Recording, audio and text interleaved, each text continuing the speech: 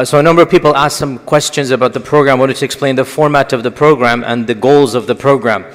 So the program next Saturday, as you know, is about a topic that really does pertain to our culture right now, and especially our young men and women are asking, they're questioning, some of them are problematizing what Islam says. And the goal is therefore to present and to defend the Islamic position. I can assure you that there is no agenda to do anything other than to defend our values and our position. We have, alhamdulillah, 4 speakers coming. Myself, I will be speaking about what Islam says about the issue of same-sex attraction, and what do we say when others ask us. They ask us very difficult questions. They say, for example, do you guys preach hatred, or do you guys want to execute or whatnot? They ask very difficult questions. What do we respond when we are asked these very direct questions? What is the Islamic response? My topic will be about the Islamic fiqh and theological positions.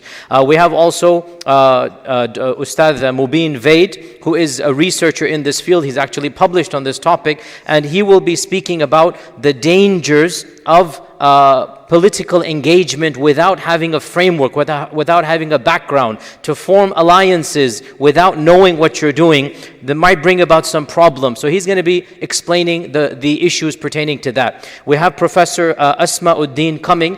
Professor Asma is one of the top-notch lawyers. She is a JD, she's a lawyer, she's a professor of law, and she has testified in front of Congress and in the Supreme Court as well. She has a CV that is, mashallah, very impressive, and she is one of the top-notch Muslim lawyers specialized in defending and carving out space for those who want to practice their religious values when it seems to conflict with the law. So do we have the freedom to do things that the law might not like? So she also will present to us the Christian churches that have gone to court for this issue.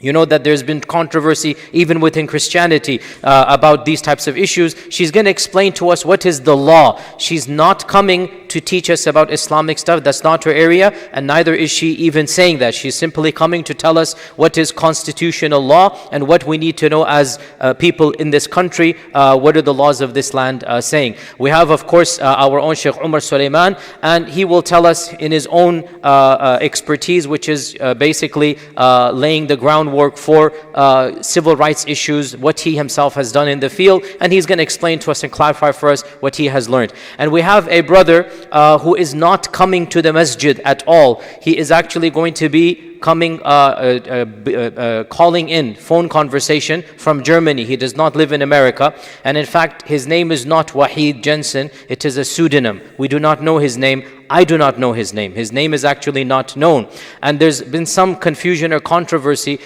His mother tongue is not English, so he has said certain things online that have been misunderstood. So I want to explain, this person is a practicing Muslim. He is a person who is not attempting to reform Islamic law at all. He is observant of Islamic values, he is married, he has children, but he has struggled in his youth with same-sex desires, and he has gone through a lot of discrimination, marginalization, maybe even depression and suicide thoughts and whatnot, and he has overcome this, and he is now living a faithful Islamic life. So he is going to be phoning us in, phone call, anonymous, no video, and he's going to be explaining to those who might be going through the same issues what they should be doing and why they should not cave in and go join trends or movements that might be calling to them, and they should remain firm within Islam.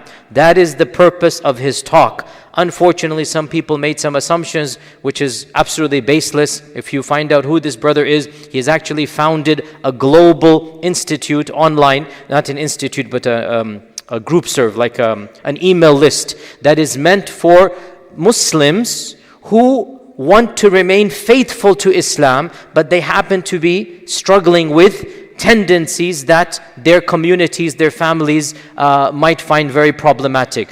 This is not to justify any type of action that is haram. A'udhu billah from that. It is meant to give advice to those who are going through depression, to give advice to those who might be thinking of suicide, or to give advice to those who might be wanting to, a'udhu billah, leave Islam and go join other movements that are anti-Islam. We need a voice. You know, when we had a conference 2 months ago about drug addiction, we called a former drug addict to the masjid, and he was here.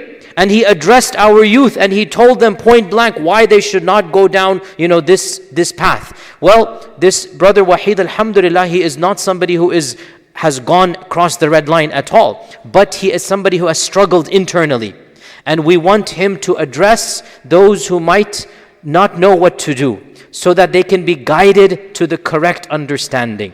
Some people misunderstood and they made an issue out of it, so I wanted to clarify. Not at all. We seek Allah's refuge, a'udhu billah, from ever wanting to promote or normalize anything that goes against the Sharia. But this was a misunderstanding based upon the fact that this brother does not speak English as a mother tongue, so he typed something up in a blog somewhere and it was misunderstood. He is not, a'udhu billah, and it's very clear. He has actually a podcast that he gave a few weeks ago. You can listen to the whole podcast, and it is very clear that he explicitly says, I am not wanting to change Islam or normalize anything. My advice is to those who are struggling with depression, suicidal thoughts, or leaving Islam, why they should not and how they can remain firm and live committed to Islam. And I think this is a very, very important voice. I want to tell you something that will shock many of you. A few weeks ago, a high school student came to my office, and everything is anonymous. I'm not even going to reveal the gender, so it's even more anonymous. High school student. And he or she said to me that he or she is that LGBT type of person, and they are struggling to maintain Islam. This is one of our own children, by the way. I cannot give more information than this. And they're going through depression, marginalization. This is in my office, Epic, not some 5,000 miles away. This is somebody that comes here. They came to my office because they could trust me that I'm not going to go and do anything other than to counsel them. The reason why I'm forced to say this, dear parents, if we will not talk about this issue in our masajid, if you feel, because some people say, why are you talking about this in the masjid? Where else do you want us to explain Islamic values except in a masjid? We are not trying to change Islam. We're not trying to, a'udhu billah, normalize. But whether you know it or not, whether you acknowledge it or not, there are people in our own communities that are struggling with this issue. If we are not going to reach out to them with a sense of compassion and a sense of, look, you are ours and we're going to work together with this, insha'Allah ta'ala. How else are we going to reach out to them? So please, dear brothers and dear sisters, please do not create a controversy when there is none. I can assure you, there is no attempt to normalize anything that is against Islam. I am in charge of this conference. If you have any issues, come to me directly. And again, this was an assumption made, and then I heard emails were being spread and WhatsApp messages. Not at all. Please come to me directly. I am coming here every day. Yani we learn from the qissa of Aisha and others what happens when you slander and what. Don't do this, brothers and sisters. I'm here. Come and speak to me directly, and inshallah it will be clear. There is no, as we said, agenda to other than protect Islam and to fortify our house of this worship of Allah subhanahu wa ta'ala. And I seek Allah's refuge from ever doing anything, especially in a masjid, that is somehow evil or fahisha. There was no plan to do this at all. This was simply a misunderstanding. I hope that inshallah clarifies. That was a very long announcement that wasn't planning to be made that long. Anyway, Bismillah.